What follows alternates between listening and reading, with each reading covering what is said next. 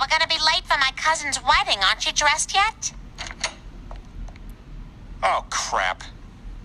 Well, one of us is gonna have to change. Some things are just facts. It is a terrible time to be a Bulls fan. England is a beautiful city, and I am an iPhone user. And I realize I am probably putting a giant target on my back by saying that, but honestly, I'm kind of tired of having to be politically correct, especially when it comes to smartphones. You use what you use, you like what you like. For me, that happens to be an iPhone, but because of that, I feel like it's kind of giving me the chance to sit back and watch the OnePlus 5 launch from a different perspective. There was so much hype going into the launch, maybe too much for their own good, and once the phone dropped, it got crapped all over, and maybe some of that was unwarranted. So what I want to do is kind of break down the 5 biggest complaints I've seen surrounding the OnePlus 5 and also hopefully shed some light on those complaints as well. And hands down, the number 1 comment I've seen is that it looks very similar to the iPhone 7 Plus. So being an iPhone user, and specifically an iPhone 7 Plus user, yes, there are no doubt similarities between these two, and honestly, I wouldn't be surprised if someone mistaked the OnePlus 5 for an iPhone 7 Plus in the wild,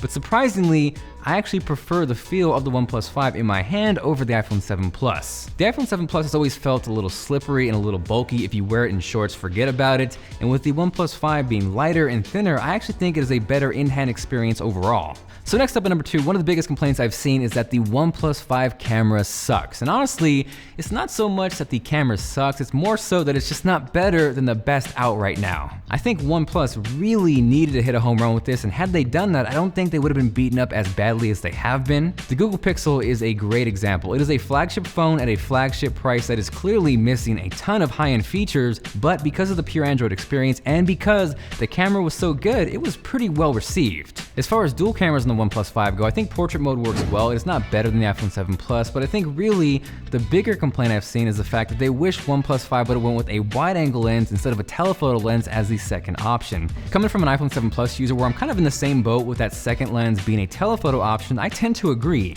LG kind of nailed it with their dual camera system. The wide angle is much more useful, so with that, I kind of wish OnePlus would have gone that route as well.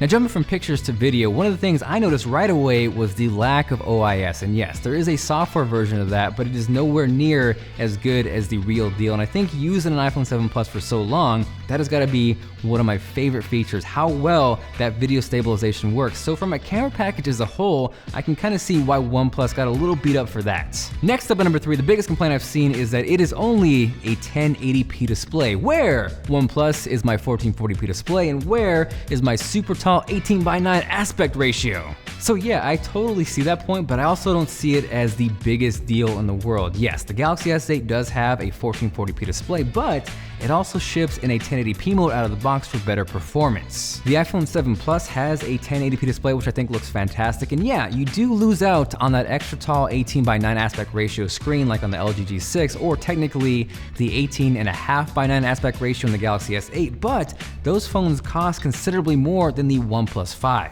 Now next up at number 5, one of the biggest complaints I've seen is that the OnePlus 5 has no water resistance, and again, kind of jumping back to the camera, if they had done a better job with that, I don't think the water resistance would have been as big of a deal. Again, like I mentioned, the Google Pixel was not water resistant, but because the camera was so good, because the experience was so good, it kind of got a pass for that.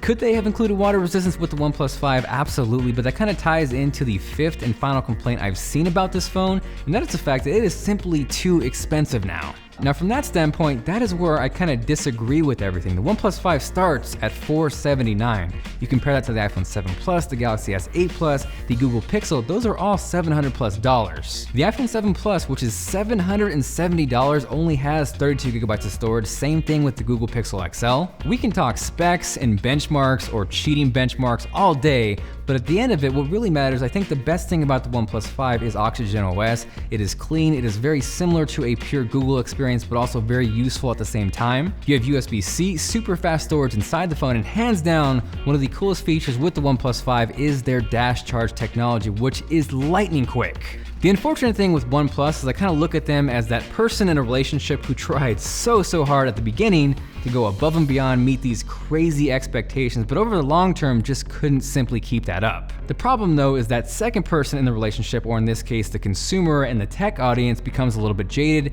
and maybe a little less appreciative of the efforts now. Ultimately, the way I look at the OnePlus 5 is kind of like a la carte cable. If there are channels and features you don't want, you leave them off and ultimately save money. In this case, if you don't need water resistance, if you don't need a 1440p display, if you don't need an extra tall 18:9 aspect ratio, then maybe you want to consider the OnePlus 5. On the other hand, maybe you want those features, maybe you really want that better camera, then I would step up to the Galaxy S8, the LG G6, the iPhone 7 Plus, but maybe those features aren't worth it to you and you want to save $300, the OnePlus 5 is not bad at all.